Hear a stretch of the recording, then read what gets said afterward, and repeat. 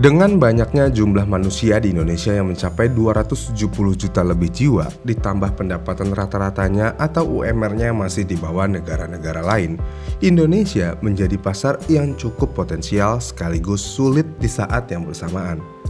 Indonesia menjadi pasar yang potensial jika mengingat jumlah penduduknya, namun menjadi pasar yang sulit jika mengingat pendapatannya, dan ini menjadi tantangan tersendiri buat produsen apapun, termasuk otomotif.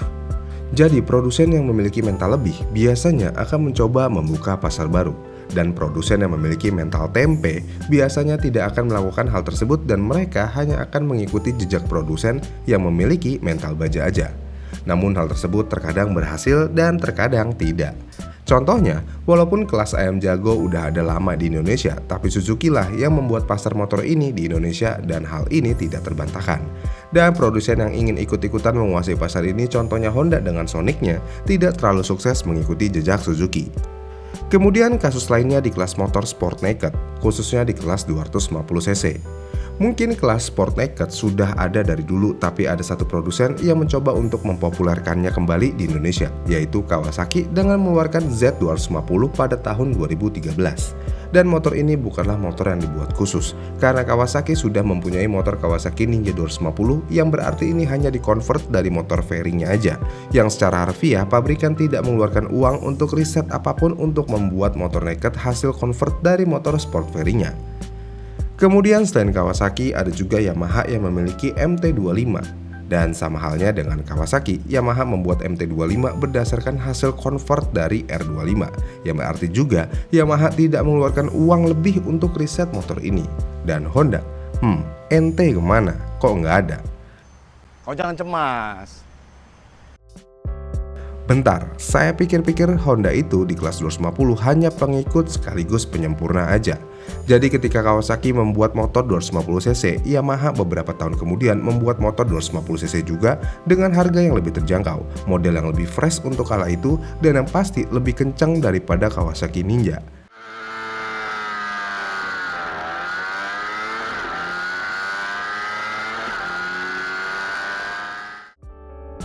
Namun beberapa waktu berselang, Honda membuat gebrakan dengan mengeluarkan CBR 250R yang berarti ini adalah motor yang paling belakangan keluar di kelas ini.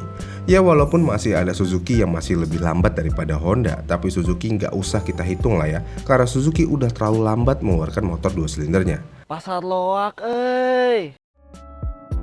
Jadi dengan keterlambatan yang ada, Honda terus-menerus meriset pasar dan teknologinya untuk menjadi yang terdepan. Dan iya, benar aja, Honda bisa menjadi yang paling sempurna di antara Kawasaki secara tampilan dan kecepatan, dan Honda juga lebih sempurna dibandingkan Yamaha R25 dari secara tampilan dan atau kecepatan juga.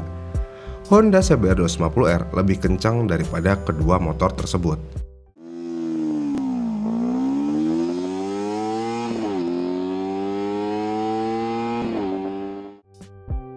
Dan bisa dibilang Honda cukup sukses dengan motor ini. Tapi Honda berhenti sampai di sana aja dan mereka tidak mengembangkan motor bermesin 250cc-nya ke versi nakednya. Karena menurut Honda, pasar naked di Indonesia sangat lesu. Lesunya bagaimana? Ya lihat aja, ada nggak motor naked sport di Indonesia yang berhasil? Suzuki dengan Inazuma-nya ke laut. Yamaha dengan MT25-nya jangan ditanya, udah perih banget itu angka penjualannya. Kawasaki dengan Z250-nya perih juga, padahal motor fairingnya laku banget. Jadi dengan sejarah yang ada dan kondisi yang ada, Honda tidak berani membuat motor naked sportnya di Indonesia. Karena Honda pengennya jual motor, booming, dan laku. Harus laku, karena mereka nggak mau buang-buang uang. Ya walaupun memang semua pabrikan nggak mau buang-buang uang sih, tapi Honda tetap memberanikan diri untuk tidak mengikuti segmen ini. Biarin aja kompetitor atau masyarakat berkata apa. Yang penting uangku aman. Uang lebih manis daripada madu. Jika kita melihat pasar negara tetangga, misalnya Malaysia. Di Malaysia, Honda berani mengeluarkan motor 250 naked walaupun bergaya retro, yaitu CB250R. Kenapa motor ini nggak dibawa ke Indonesia? Gini nih. Menurut perspektif saya pribadi nih ya, motor ini sebenarnya bagus, pakai banget. Tapi jika mengingat kalau kita ini orang Indonesia yang terlalu menggilai motor fairing, kayaknya motor kayak gini nggak akan bisa bersaing.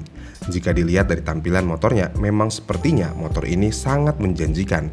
Tapi balik lagi, jika harganya setara atau lebih murah sedikit atau bahkan lebih mahal daripada motor fairingnya, apakah ada yang mau beli? Jawabannya ada, tapi tidak akan sebanyak motor fairingnya. Kecil banget.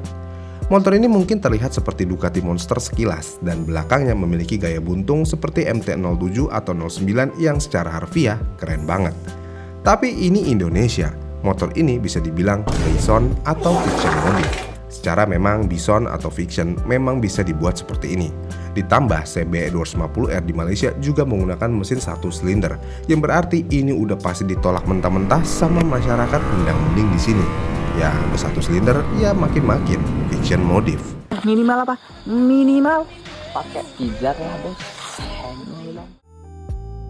Jangankan 1 silinder, motor naked dengan cc tanggung yaitu 250 dengan 2 silinder aja tidak menjamin. Dengan demikian, sport naked tidak memiliki daya tarik lebih atau tidak memiliki daya tarik apapun di Indonesia walaupun memiliki tampilan yang keren. Karena kita harus akui juga, kita sudah terlalu jenuh melihat motor naked di Indonesia. Makanya kita seakan-akan mendewakan motor fairing banget. Ditambah modifikator Indonesia itu hebat-hebat. Modifikator Indonesia akan selalu bagus untuk membuat motor naked. Mau kayak gini, atau kayak gini, semuanya proper. Tapi tidak ada satupun yang bisa membuat motor fairing yang rapih dan proper. Dan inilah poin pentingnya.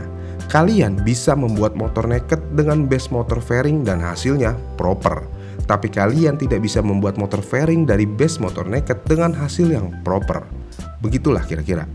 Jadi dengan demikian, Honda mungkin mengetahui hal ini juga. Dan Honda tidak akan bermain-main dengan api layaknya Kawasaki dan Yamaha, apalagi Suzuki yang sudah terbiasa bermain dengan api. Kemudian jawaban Honda pun selalu sama untuk menanggapi kenapa mereka belum mengeluarkan motor naked. Honda masih terus mempelajari tren motor pasar naked di Indonesia, dan menurut Honda, pasar fairing lebih bagus dibandingkan pasar naked.